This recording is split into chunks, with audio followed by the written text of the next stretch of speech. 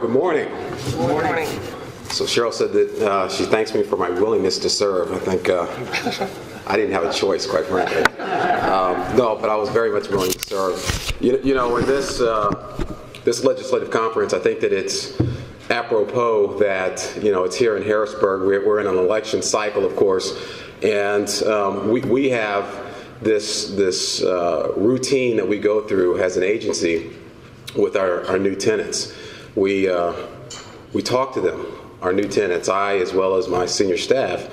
We talk to all of our new tenants about, among other things, about the importance of voting and how the significance and power and value of voting actually impacts their lives directly, even though they may not understand that. And we say it in the context of federal appropriations. We say it in the context of clean streets and safe streets and lighting and all of that stuff, and making sure that the politicians, so to speak, understand that there's power in voting. And it occurred to me as I'm sitting here that we do have one person in the city of Harrisburg to which it wouldn't matter whether or not they voted for him, that he would still do the right thing. And that's in the Honorable Eric Pappenfuss, who is the mayor of the city of Harrisburg. And I'm not just saying that because he's sitting here and that I need him with all these different projects that we're working on. I would say that otherwise. And I can tell you that since the last time I stood up here and spoke to all of you, that the Housing Authority, with the partnership of the city, have engaged in two different distinct projects. It's been just a year's worth, and we've actually had now what amounts to $26 million total in two different projects with the help of the city. We could not have done it without the city's support, without the city's help, and quite frankly, without the city's land.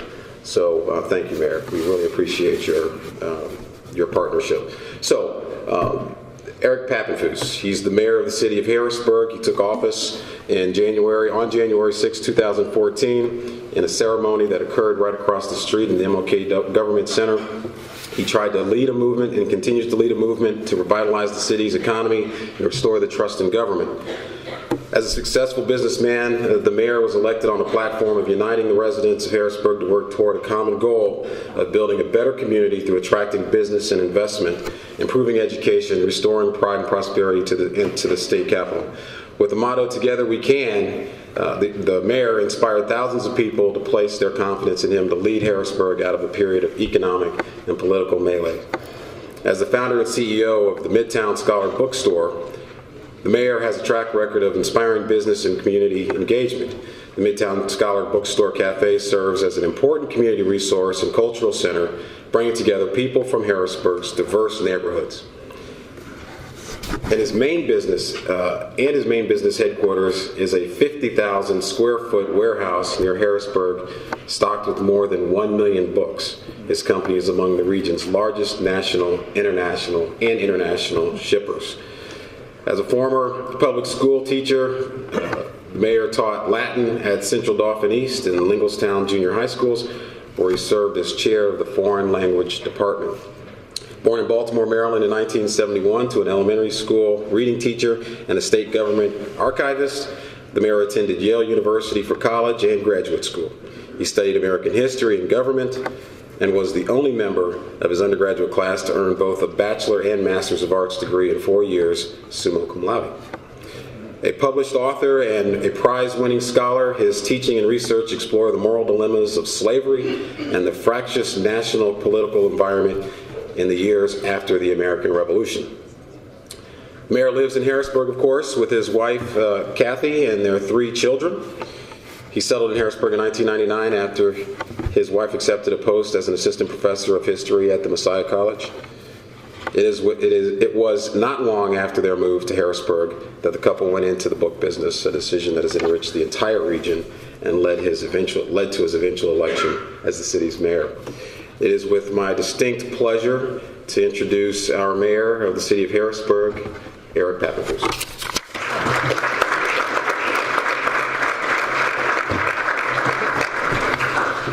Thank you. Wow, what a biography. It was like a trip down memory lane this morning. Now you know that I am a former bookseller and Latin teacher turned mayor. How about that for a unique resume?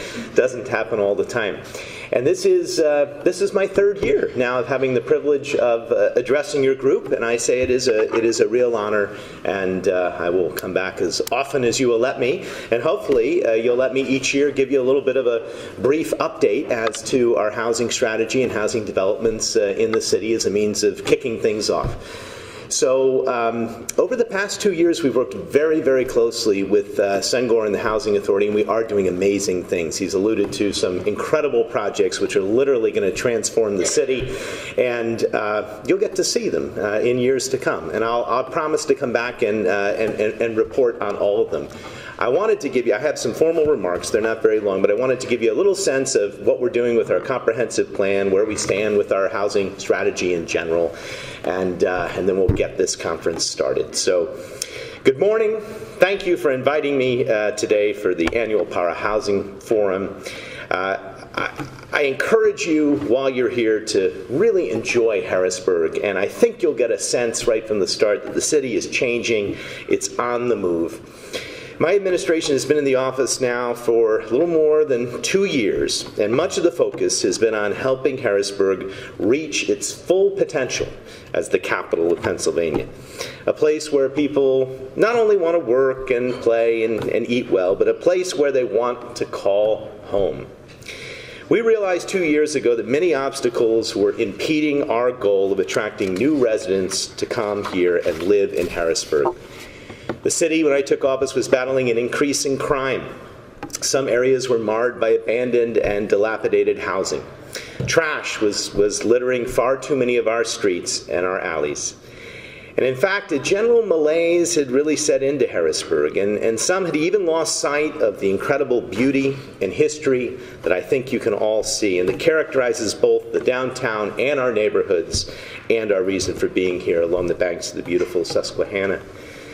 Well, I'm happy to tell you today that Harrisburg is a far different place than it was just 2 years ago. The overall crime rate has dropped last year to the lowest level in more than a decade, with the most serious violent crimes dropping by more than 17%. Harrisburg is becoming a safer city, and it's also becoming a far cleaner city. We have new trash and recycling bins, making it easier for residents to keep their properties free of litter and get that trash off our street. And recycling alone in the city of Harrisburg has tripled in the past 2 years, which is an incredible accomplishment. And we've started tackling the abandoned and blighted buildings. We're restoring a sense of ownership and pride in our historic neighborhoods. And this is all very good news for a city determined to reverse what has been a long-term population loss. And we're trying to stimulate economic growth and reclaim our status as a preeminent capital city. The malaise that once dominated our streets has been replaced now by a new adrenaline, I'll call it, an adrenaline of recovery and revitalization. In fact, we're steaming full speed ahead into a comprehensive plan that will now chart the course of the city's history for the next decade. Harrisburg has a new dynamism. It's easily felt. It's not only along bustling 2nd and 3rd Streets here in the downtown and in Midtown, but deep into our neighborhoods of Allison Hill, Uptown, and the South Side.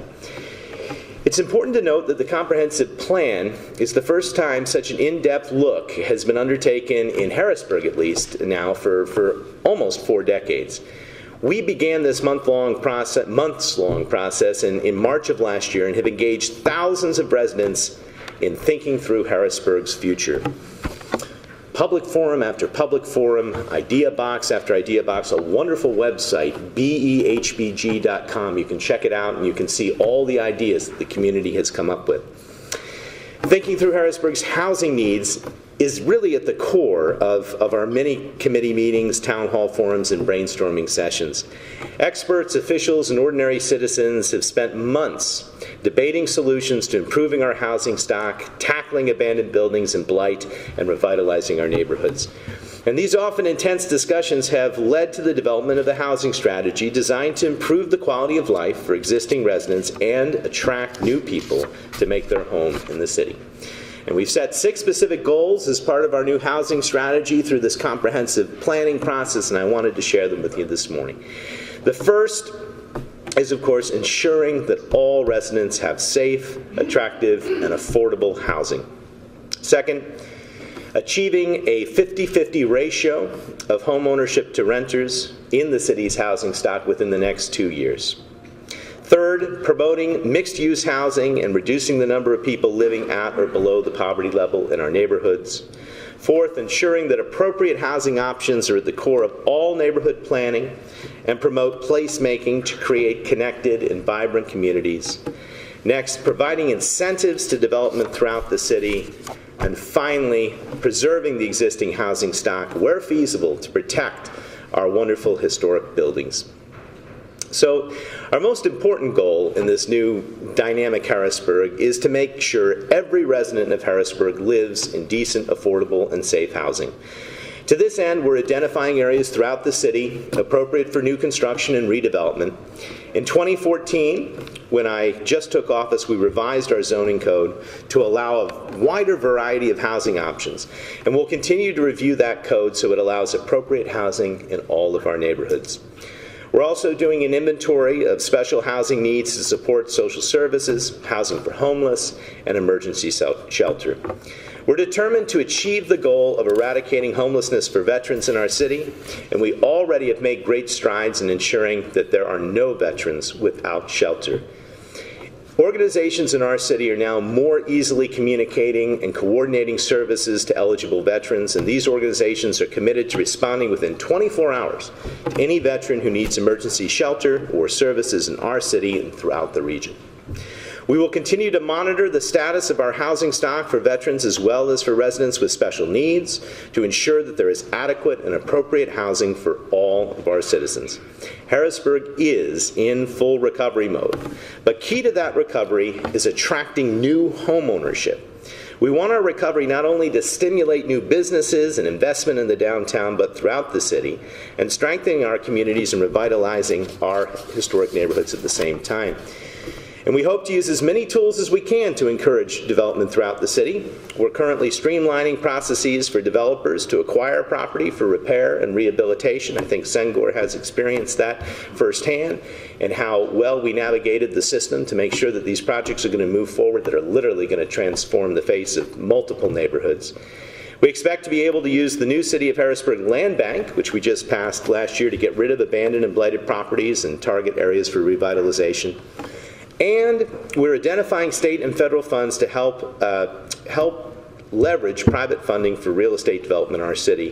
And we also hope to be able to offer incentives to investors throughout the local through what we're calling the LRTA, or the Local Economic Revitalization Assistance Program, which we passed last year.